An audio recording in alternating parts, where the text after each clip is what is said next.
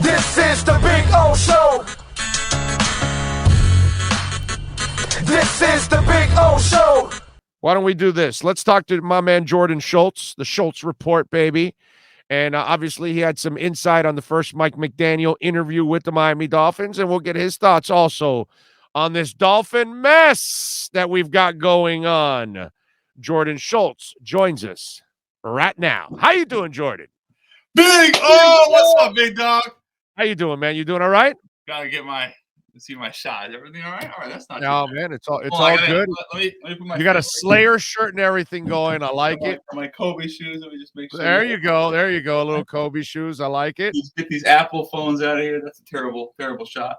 So So what do we talk? We talking Dolphins? You think? You think? We got the Dolphin Nation. They got crazy on you yesterday, and we'll get to the. Hey, I love the passion. I love it. Hey, well, we got plenty of passion, and we got plenty of frustration bottled up after 25 years. All right, my brother. First of all, before we get to your story on what's going on with McDaniel and the coaching search, your thoughts on this entire mess right now. That Flores files this lawsuit, and apparently, the 100K thing. Look, I know there's been a race issue for 100 years in the NFL. We know that, and I don't know if this will fix it or not. But if he did offer the 100K, and he says there are witnesses, this can get really, really ugly for the Miami Dolphin franchise. Yeah, and it's no secret that tanking goes on in the NFL, and we've certainly been privy to that in the NBA as well. But if you're offering your head coach $100,000 to lose games, and there's proof of that, to your point, I don't know how you can possibly defend that if you're Stephen Ross. And I know that there's been rumors, or I guess evidence now. We're learning more about Hugh Jackson making a ton of money as well, doing the same thing. But if you're Brian Flores and you were hired, and I've said he's the best coach they've had there this century, with respect to Dave Wanstead and Nick Saban. If you were hired to try and turn around this franchise, how sick are you that you have to deal on a weekly basis, not only with an owner who's telling you to lose games, but you know what? Go out and take some vacations too, because that'll help generate such a negative buzz around our team, and the players will see that. That'll also bring us down. That's a terrible feeling to be in. It's certainly a terrible place to be in if you're a head coach. And it's completely indefensible if you're Stephen Ross. And I know Dolphins fans have become very frustrated with their owner. And somebody told me this, I saw this on Twitter as well, that when he took over the franchise in the early 2000s, it was considered one of the real premium franchise organizations. Oh, we were royalty, bro. Not just in the NFL, but in professional sports. Listen, I'm born and raised in South Florida, born in Belgrade, Florida, okay? So I'm a freak. I'm a real Floridian, all right? So I've been here my whole life. I lived the Shula years in the 70s and the 80s and the early 90s. We were royalty, dude. We were royalty. So is that fair to say then that when Ross bought the team that they were one of the premier organizations in sports? Yeah, well, we were on a downside because Huizenga couldn't figure things out. But yeah, once he took over, we have become kind of a complete joke, actually. We've become the Bengals. Well, not anymore. The Bengals are way better now. See, that's the point. These teams, when you build part of the – here's what I'll say. The last thing I'll say about the whole tanking thing is, there's value in winning games, even if you don't get the best draft pick, because you're building a culture. And that word gets thrown around all the time in sports, for better or worse. But there is something to be said about building a culture, and whether you hey, down the street, baby, it's called the Miami Heat. Look at Pat Riley. Look at what he's done. Whether you like Mickey Harrison or not, it's the same thing. But in terms of Brian Flores, if you like Flo, or if you didn't like him, at least he was trying to do something that he believed in and had his conviction in, and he didn't get that opportunity. I'm with you there. So here's the one question I have, and I don't know if you know anything about this, Jordan, but if Ross is guilty, so the fans end up paying, they're going to take draft picks away, or do we get, I don't care about the fine. They can, as long as if the owner's paying the fine, that's good for him, as long as it doesn't come out of the salary cap. Or do we get our wish and say, okay, so why are we going to penalize the team and the fans? No. Stephen Ross, you're out of here. And that would be the best. That would be the best. And wait a minute, hold on, I'm not done yet.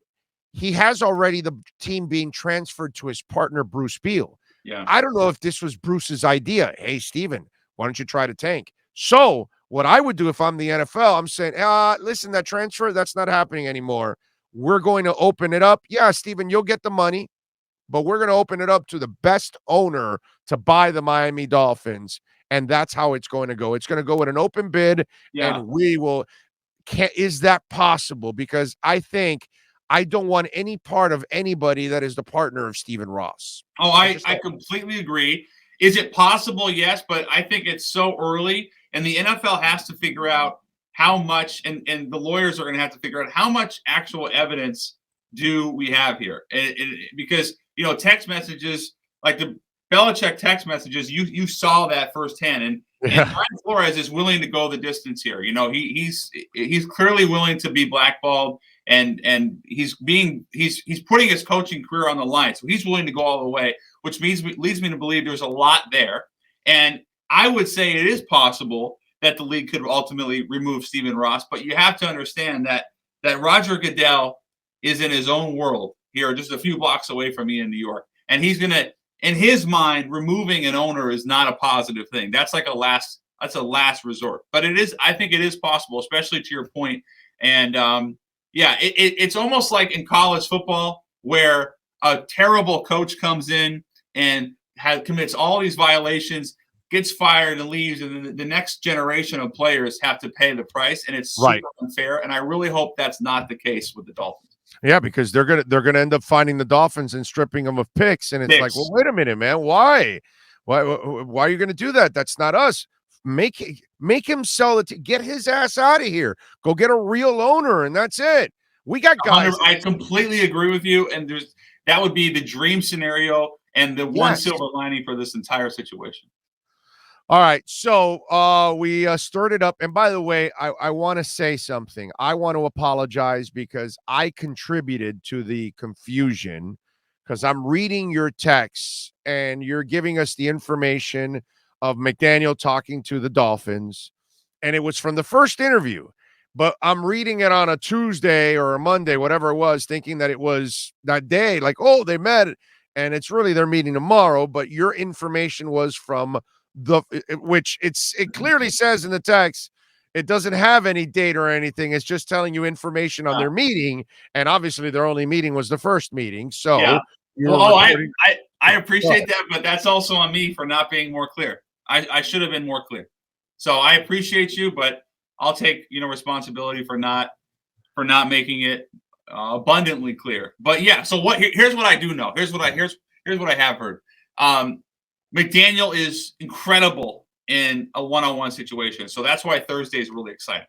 He's funny. He bridges the gap between analytics and also the human side under the helmet. And I've talked to a couple Niners players about what are you getting potentially with Mike McDaniel? And they said, the guy's 39, but he's kind of like this old school football mind that bridges the analytics. What I mean by that is he's been in the league 15 years. He understands the day-to-day operations of a team. He worked his way up. But he also is like this super smart, Yale-educated football genius, kind of in that like Sean McVay mold, where he's fun and he relates to the players. So you're getting a lot of different dynamics with a head coach in Mike McDaniel. Now, I don't know, and full disclosure, I haven't talked to anybody inside the organization about how the Brian Flores lawsuit over the last 24 hours could potentially impact Mike McDaniel. Would that impact him wanting the job? I don't know the answer to that. But I will say that this is a guy to me that should be the next head coach of the Dolphins and brings a tremendous amount to the table. All right. So, and talk to us a little bit about what was said in that meeting that you heard. Yes. Yeah. On the only interview that's gone on. Let's go. Yeah. So here's what I was told. He did three things really well. One was he sold an offense that he believes he can win with Tua, which is a quicker passing game. And what I mean by that is more up-tempo, more speed. And that's something that I think Tua can operate. At least I want to believe he can. Yeah. Secondly, a more innovative, dynamic running game. We saw him have tremendous success in San Francisco with that. This year we saw Elijah Mitchell break the all-time Niners rookie record, almost 1,000 yards, a 6th-round pick. And that's something that he learned with Kyle Shanahan and developed. He wants to bring that to Miami. And then thirdly, the point I made earlier, which is like, with Mike McDaniel is he's someone that because he's so fresh in the head coaching ranks, he's never been a head coach. But because he's also had those 15 years and he's developed these relationships, I don't think he's going to make those same mistakes that, for example, Josh McDaniels made in Denver 10 years ago when he was also a young coach. I think Mike McDaniel is someone that will be able to, and this was my interpretation of the information I received. He was able to say, look, I'm going to delegate. I'm willing to put my ego aside and understand that there are other great coaches that I need to hire and put together a staff. And that's something that I think, frankly, the Dolphins haven't had, a great staff that communicates. And I think McDaniel will do all of those things. So it was those 3 points, the running game, the up-tempo, and delegating and really putting together a good staff that I think is endearing himself to Miami. And that's what's so important on Thursday, to continue selling that. Everything I see from his videos, the one thing also that, Flo, I think, had problems connecting with people and communicating. Yeah. So did Adam Gase actually invented social distancing before the pandemic even started, actually. Yeah. Because he was like, there was nobody around him ever on a bench or on the sideline. Nobody ever wanted to be around him. So we have to really, attribute social distancing to Adam Gase. He really is the innovator in that. He is. Not in he offense. Was ahead of his time. But yes, he was not in offense, but in social distancing, Adam Gase is the god of all of that. So and I think Josh McDaniel, that was his problem too. And I love that he admitted it the other day when he talked about, hey, I wasn't ready to deal with people and all those kind of things. And by the way, I have my theory on that. Belichick keeps all of his assistants inside a cave. Yeah. They never deal with the media. They never deal with the public. Which is why you think the coaching tree is not successful. Well, on the social side, it's not. They're not sociable people every time they come out of that cave. Yeah. They're ogres and they're carrying a club, and it's like they're all animals. Yeah, and that's Matt Patricia would show up to a press conference with a bird's nest on his face. Yeah. I mean, no, you're absolutely right. You're absolutely. I actually had never put the Belichick thing together. You're right. But that's what I had reported earlier in the week with Josh McDaniels was and I'm glad he went out and said it to really take responsibility, was he wasn't ready for that. And is he ready now? I don't know. I think we'll find out.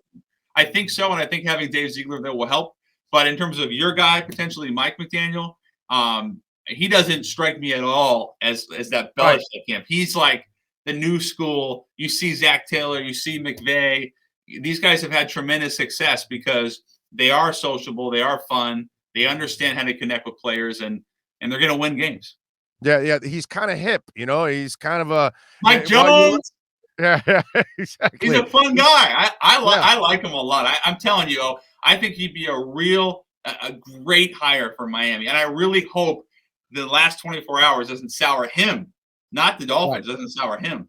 Yeah, no, and here's the thing. I've hated the human Jenga that they've played over the years of keeping one and adding another. I like adding the general manager and then him add everything. But in this case, after going through the struggles with Philbin and Flo that they couldn't build staffs because they were stuck in the same place for 16 years, I love the coaches that have been fired and hired all over the place because that's how they've built up a strong contact list throughout that time because they've been in all kinds of systems and all that. The guys like Philbin and Flo that are stuck in the same place for 16 years, they don't get to know the same amount of people and systems and all that. So since it's hard for young guys to build systems, I like that they have the defensive staff in place. Yeah. And Flo wasn't talking to his staff practically after Thanksgiving. No. So actually the front office got a chance to see that coaching staff coach up the players. They did very well. They won 7 straight. Right. I mean, they were rolling. And I will say this about the Dolphins, young talent. Those three, well, they had 4 really good picks, but Phillips, Holland, and Waddle. I mean, you're talking about 3 home runs right there. Building blocks. And I just think McDaniel would be able to maximize a lot of that, especially offensively with Waddle.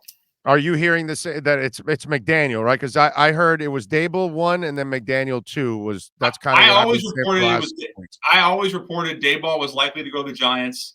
Those last few days, I never really bought into the Dayball Miami thing. I thought Dayball was the Giants, and I think as time has progressed here this last week, that McDaniel over Kellen Moore. But also, I'm not so sure that Jerry's going to let Kellen Moore go. And I like Kellen Moore a lot. I know Cowboys fans are mixed on him. Another young guy who's had a lot of experience calling plays, former quarterback. But he does not have the personality of Mike McDaniel. No, he doesn't. Not even close.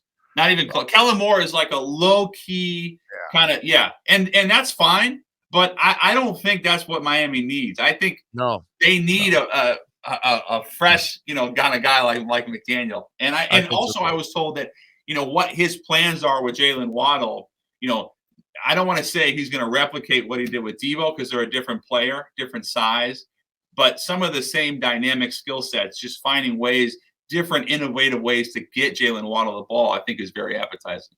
And we have 5 Dolphin Riders that are exclusive to our show.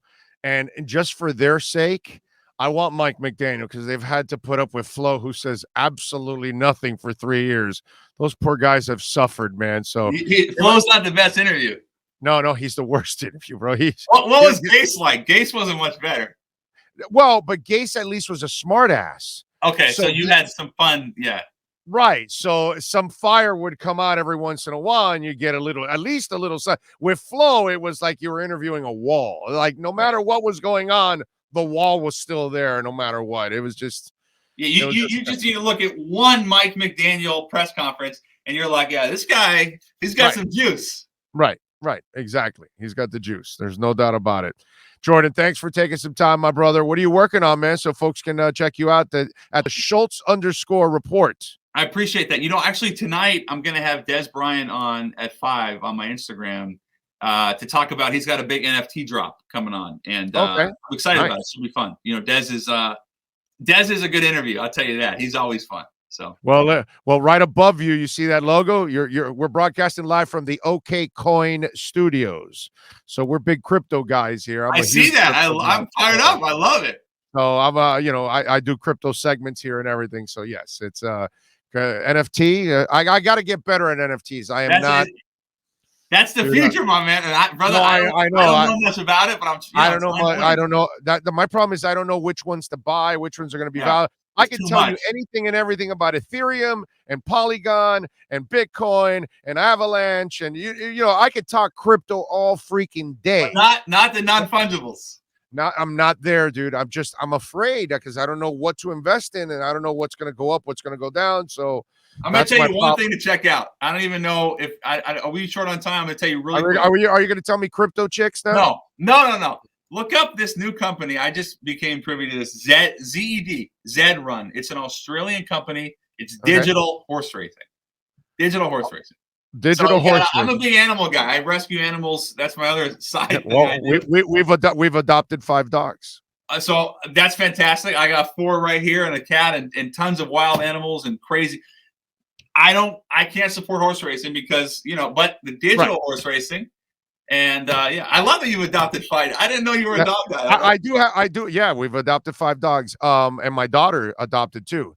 What's it called? I do have one NFT because I'm invested in Star Atlas. Okay. You can get it on OK Coin right now. It's at a real nice dip at 5 cents. Yeah. And Star Atlas won't kick in till about a year from now. So I have one of their ships. But it's really interesting because you buy these ships and you can, sail around the universe and do all kinds of things. But if you get in a fight with somebody and they destroy you, your NFT gets destroyed. Oh, you lose it. You can't get it back. It's like a $1,000 NFT. You lose your $1,000 NFT. Yeah, and the NFT might go up to $3,000, $5,000, $30,000. Who knows? And when it gets destroyed, they give you 20 smaller NFTs that are worth a lot less, but you get I can't. You know what? That's pretty cool. I gotta say, I like that. Star Atlas. Check it out. You can only get it on OK Coin, and right now, I'm not a financial advisor, just a guy who loves crypto, but it is at a great value right now. All right, I'm on it. I'm going to spend some time today investigating Star Atlas. Thank you. If you're going to go on OK Coin, I'll send you the link so you can get some free Bitcoin. If you don't have any, that'd be great. I'll send you. So at least you get free Bitcoin while you're at it. Okay. Thank you, brother. Right. And hope to come on again soon. And Dolphins fans, appreciate you as always. Always. I'll be in Vegas for the draft. I don't know if you're going out to the draft in Vegas. Yeah, probably. Okay. Yeah, maybe. All right. Drinks on me. All right, baby. Appreciate you. Thanks, brother. Peace. Thank you. You got it.